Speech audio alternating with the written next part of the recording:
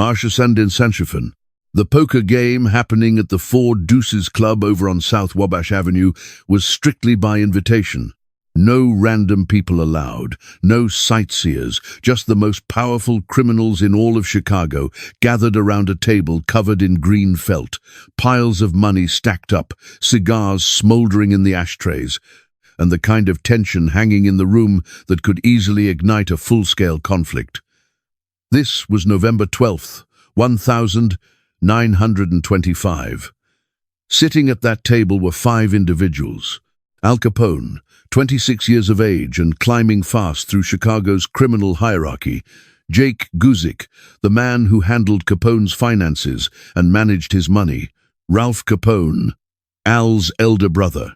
And 2 guests who'd traveled in from New York, Jeppy Joe, the boss Masseria, along with his second-in-command, a fellow by the name of Salvatore Maranzano. The game had been running for 3 hours straight. Capone had won roughly $800. Masseria had dropped $1,200 and was growing more and more frustrated. Not over the actual cash, mind you. Masseria had control over millions back in New York. But losing to Al Capone bothered him deeply, this Brooklyn kid who'd only been controlling Chicago for a handful of years. At 11:30 in the evening, after dropping yet another hand to Capone, Masseria slammed his cards down on the table. "This game is rigged," he declared. The entire table fell into silence. Every set of eyes locked onto Masseria. "Excuse me?" Capone responded, his voice calm. "You heard what I said. The game is rigged. You're dealing from the bottom of the deck. You're a cheater." Capone placed his cards down with deliberate care. "Joe, we're playing with your deck. The one you personally brought from New York. You shuffled it with your own hands. How exactly am I cheating using your own cards? I don't have the answer to that, but you are cheating. Nobody has luck running this good. It isn't about luck. This is poker. You're making poor bets, playing your tells way too obviously. I'm reading you perfectly and making intelligent plays." Masseria pushed back from the table abruptly, his chair scraping harshly against the wooden floor. "You saying I'm an idiot? You telling me I don't understand poker? I'm saying you're currently losing. That's not the same as being stupid." Masseria moved around the table until he stood right behind Capone's chair, leaning down close enough to speak directly into his ear. "Let me explain something to you. Brooklyn boy, you think just because you're running Chicago at the moment, because you've got some operations functioning, that makes you somebody important? But you're nobody. You're nothing more than some punk kid that Johnny Torrio left running things because he took a bullet and ran away terrified.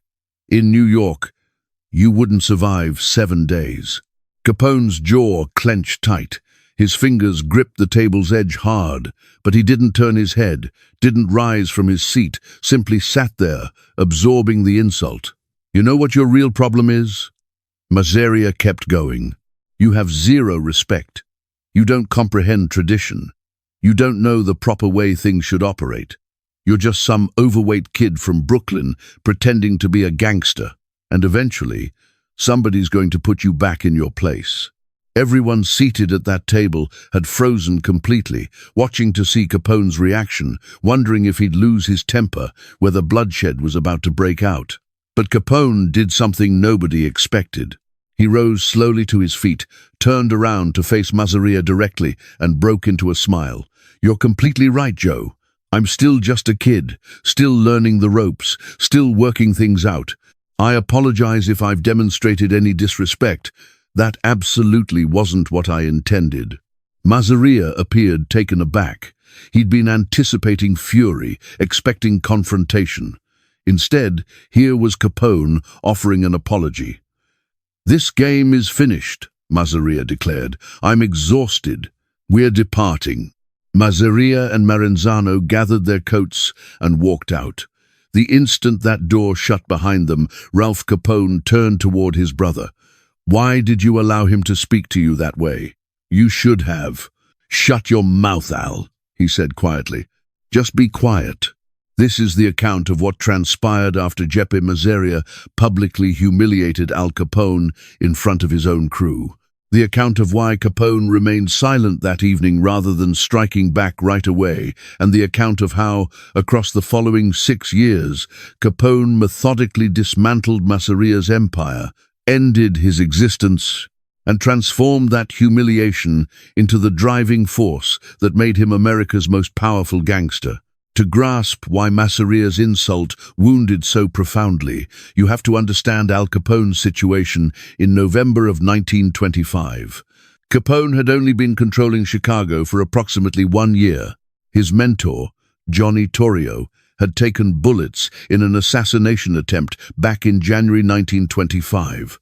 Torrio pulled through but retired immediately, turning over his complete criminal empire to Capone, then relocating back to Italy.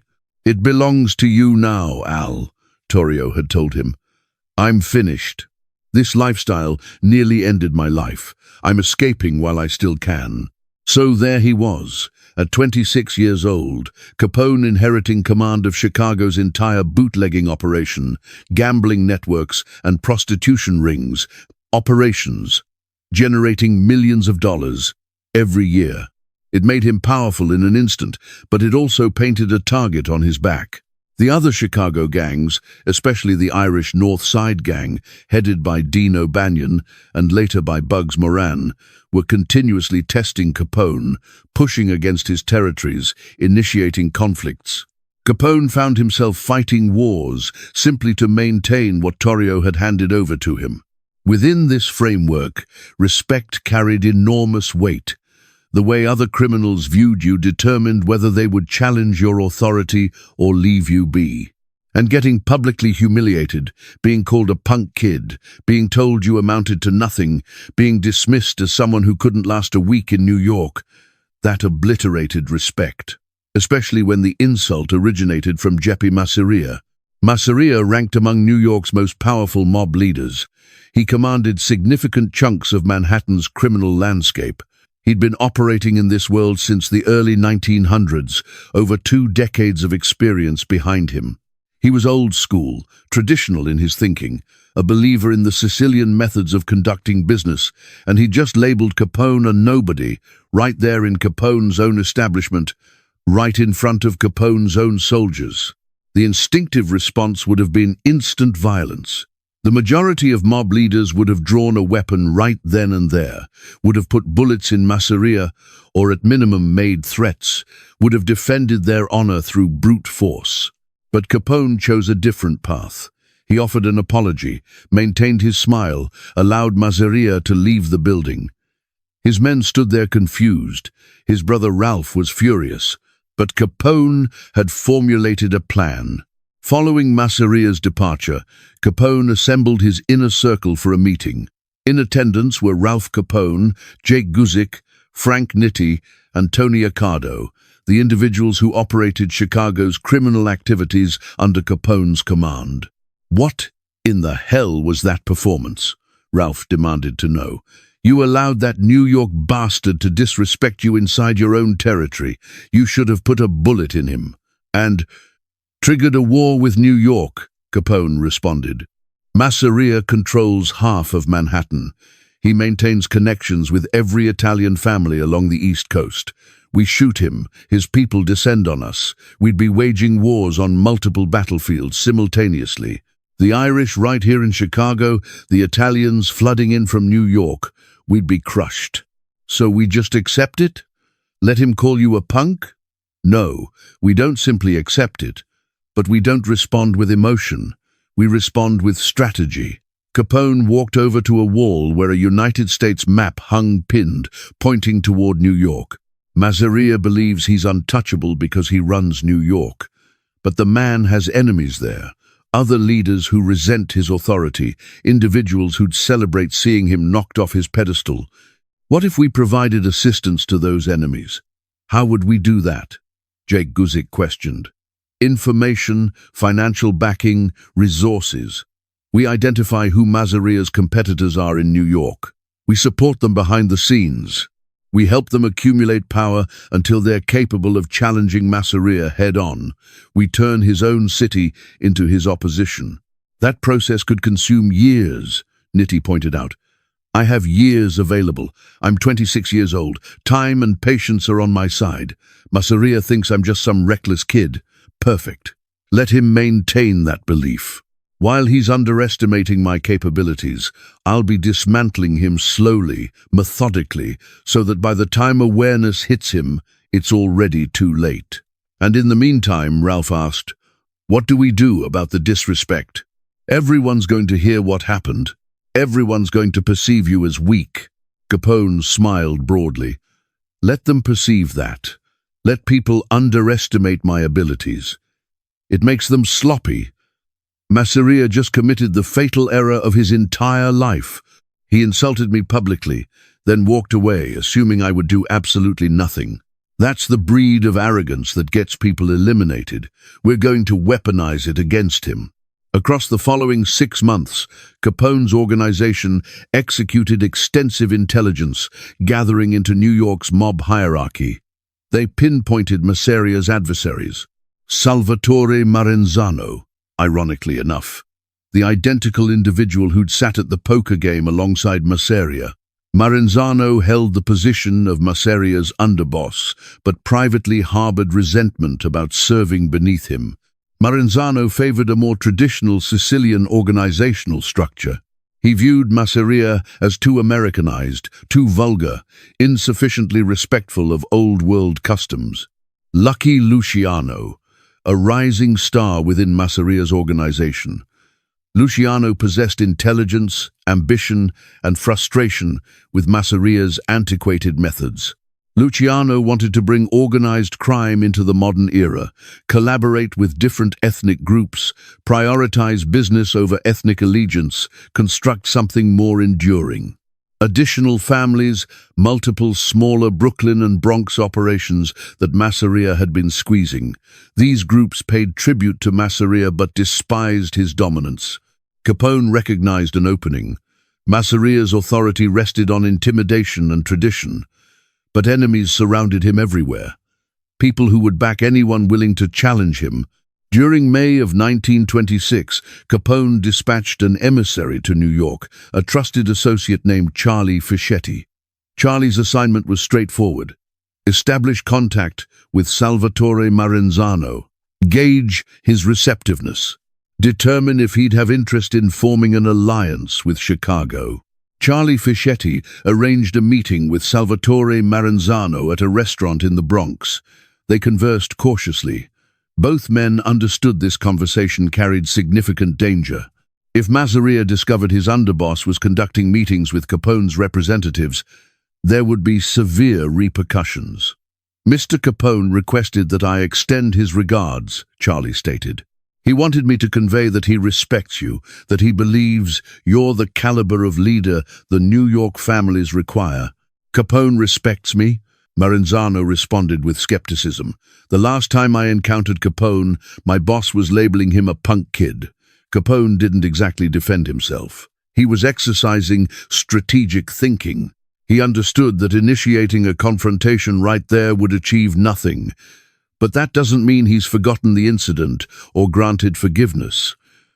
So what's Capone's objective? He wants to provide assistance to you. He's aware you're dissatisfied working beneath Masseria. He knows you believe you could manage operations more effectively. He's offering his support. What form of support? Money, weaponry, intelligence. Whatever you require to construct your own power foundation, to challenge Masseria when the timing becomes appropriate. Marenzano sat in silence for an extended moment. Why would Capone assist me? What benefit does he extract from this arrangement? Revenge, combined with gaining an ally. Capone doesn't forget insults. Masseria humiliated him.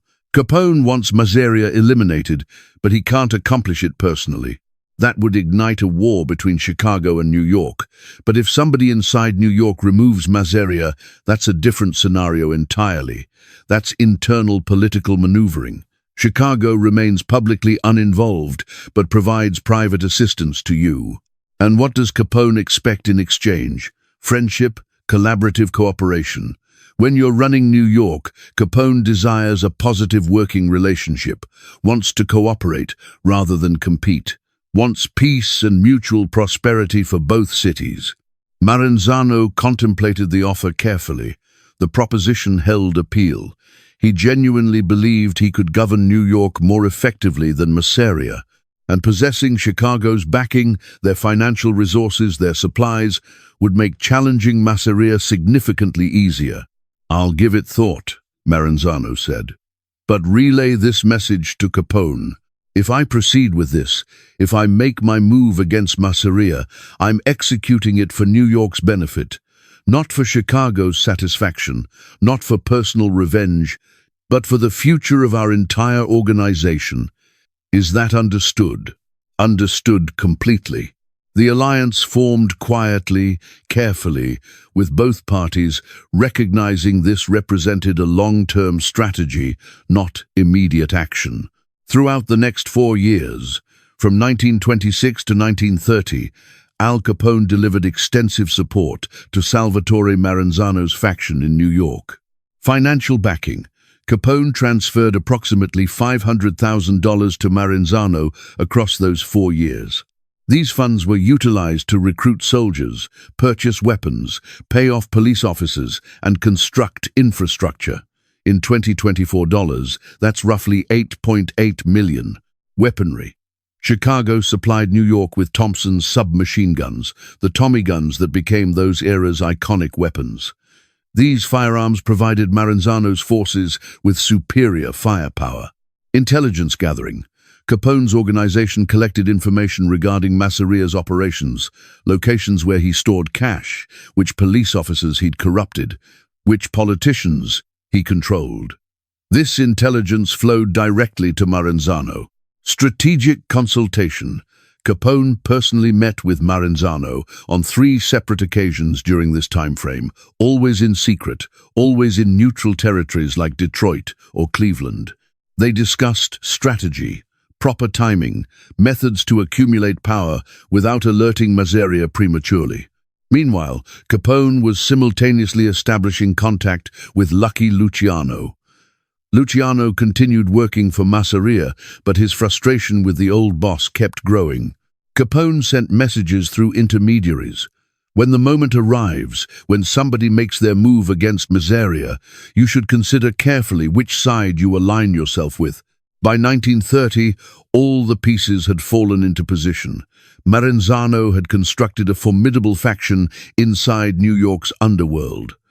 Luciano was positioned to betray Masseria when opportunity presented itself. Other families stood ready to support whoever successfully challenged Masseria. All that remained was identifying the perfect moment. In 1930, tensions between Masseria and Maranzano erupted into open combat. The conflict earned the name Castellammare War, named after Castellammare del Golfo in Sicily, the homeland of many supporting Maranzano. The war proved brutal. Dozens died. Businesses were decimated. Police investigations intensified dramatically. It represented the kind of mob war that destroys everyone caught in it. But Capone maintained public distance from it. Chicago didn't officially choose sides, didn't deploy soldiers into combat, preserved an appearance of neutrality. Behind the scenes, however, Capone kept supporting Maranzano. Additional money, additional weapons, additional intelligence. And, critically, Capone leveraged his political connections to restrict federal intervention. He bribed Chicago-based FBI agents to concentrate their investigations on Masseria rather than Maranzano. He ensured that when federal government involvement occurred, they identified Masseria as the primary threat. The war stretched on for months. Neither faction could secure a decisive victory. By early 1931, both Masseria and Maranzano had reached exhaustion. The conflict was draining millions, destroying their operations, attracting unwanted scrutiny. That's when Lucky Luciano executed his move. On April 15th, 1931, Jeppe Joe the Boss Masseria went for lunch at a Coney Island restaurant called Nuova Villa Tamaro. Lucky Luciano accompanied him, supposedly still his faithful underboss. They consumed their meal, engaged in conversation, played cards following the food. Around 3:30 in the afternoon, Luciano excused himself to visit the restroom. During Luciano's absence, 4 men walked into the restaurant. They proceeded directly to Masseria's table, pulled out guns, fired multiple shots into Masseria, killing him instantly. The shooters fled immediately. By the time Luciano emerged from the restroom, or claimed to emerge, Masseria lay dead. Luciano informed police he'd been in the bathroom, heard the gunfire, came out to discover his boss murdered. He claimed he never saw the shooters. Nobody believed his account, but nobody could demonstrate Luciano had orchestrated the assassination. Masseria's death brought the Castellamarese War to its conclusion. Maranzano instantly declared himself victorious, convened a meeting of all New York crime families, announced a restructured organization, proclaimed himself boss of bosses. For approximately 4 months, Maranzano governed New York, but he committed the identical mistake Masseria had made. He grew arrogant, began believing his own mythology, started thinking himself untouchable. Lucky Luciano, who'd assisted Maranzano by betraying Masseria, now turned against Maranzano himself. On September 10th, 1931, Luciano ordered Maranzano's execution. 4 men disguised as police officers entered Maranzano's office and shot him to death. With both Masseria and Maranzano eliminated, Lucky Luciano emerged as New York's most powerful mobster. And among his initial actions was reaching out to Al Capone. During October 1931, Al Capone and Lucky Luciano convened at an Atlantic City hotel. The meeting remained secret. No bodyguards present, just 2 men discussing privately the future of organized crime across America. "I want to express my gratitude," Luciano began, "for your support throughout these years. The money you provided Maranzano, the weapons, the intelligence, all of it contributed to ending Masseria's reign." "You're welcome," Capone responded. "But let's establish clarity. I didn't do this for your benefit. I did it for mine. Masseria insulted me 6 years back, called me a punk kid, told me I'd never survive. I wanted him to witness that he'd been wrong, wanted him to die with the knowledge that the punk kid from Brooklyn helped orchestrate his destruction. Did he know before his death?" Capone's smile returned. "I sent him a message 3 days before the killing. Had one of my people deliver it in person, simply stated, 'Remember that poker game in Chicago, the one where you labeled me nothing? Turns out I'm something substantial after all. And you're about to discover exactly what.' You think he comprehended the message?" "I certainly hope so. I hope, during those final seconds before your people shot him, realization dawned on him. That I'd been operating against him for 6 full years. That everything that transpired, Maranzano's ascension, the war, his own death, all of it traced its origins back to that night he humiliated me."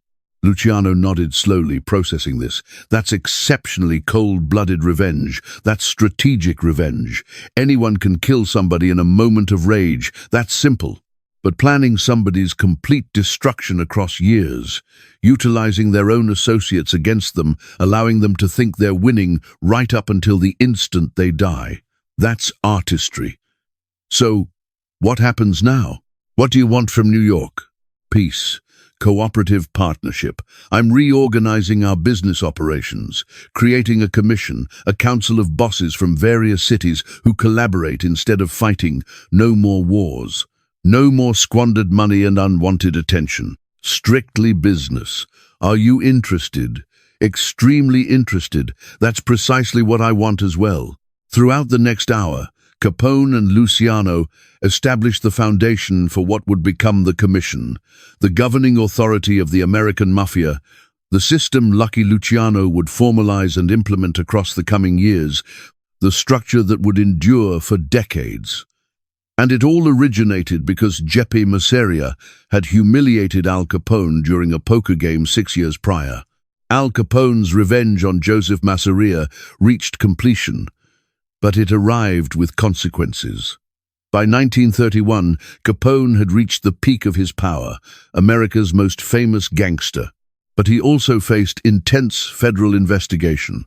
The IRS was constructing a tax evasion case. The FBI was documenting his activities systematically. His public notoriety had transformed him into a target. In October 1931, the identical month he met with Luciano in Atlantic City, Capone received conviction for tax evasion, sentenced to 11 years in federal prison, sent to Atlanta Federal Penitentiary, then transferred to Alcatraz in 1934. Capone served 7.5 years, released in 1939, physically and mentally shattered. He'd contracted syphilis years earlier, and by 1939, the disease had advanced to tertiary syphilis with neurosyphilis complications. His brain was deteriorating rapidly. Capone withdrew to his estate in Florida, lived there in declining health until his death on January 25, 1947, at 48 years of age. So, in a certain sense, Masseria's insult contributed to Capone's downfall alongside Masseria's own demise. Because the strategies Capone employed to destroy Masseria, the alliances formed, the support provided to New York factions, the escalated activity, all of it elevated his profile, made him more visible, transformed him into a target for federal authorities. But Capone never expressed regret about it, even during his final years, when his mind was failing. When visitors would come see him in Florida, he'd occasionally experience lucid moments. And during those moments, when questioned about his life, about his regrets, about what he'd change if given another chance, Capone would sometimes bring up Masseria. "That bastard called me a punk kid," Capone would mutter, his speech slurred from the syphilis. "But I demonstrated the truth to him. I destroyed him completely." And that was worth absolutely everything. The account of Al Capone's revenge on Joseph Masseria achieved legendary status in organized crime circles. It was recounted repeatedly, used as an illustration of how to handle disrespect, how to think strategically rather than emotionally. The lessons mobsters extracted from the account: patience equals power. Capone didn't react in the moment. He waited 6 years, planned meticulously, constructed alliances. When he finally struck, the impact was devastating. Utilize your opponent's enemies. Capone didn't engage Masseria directly.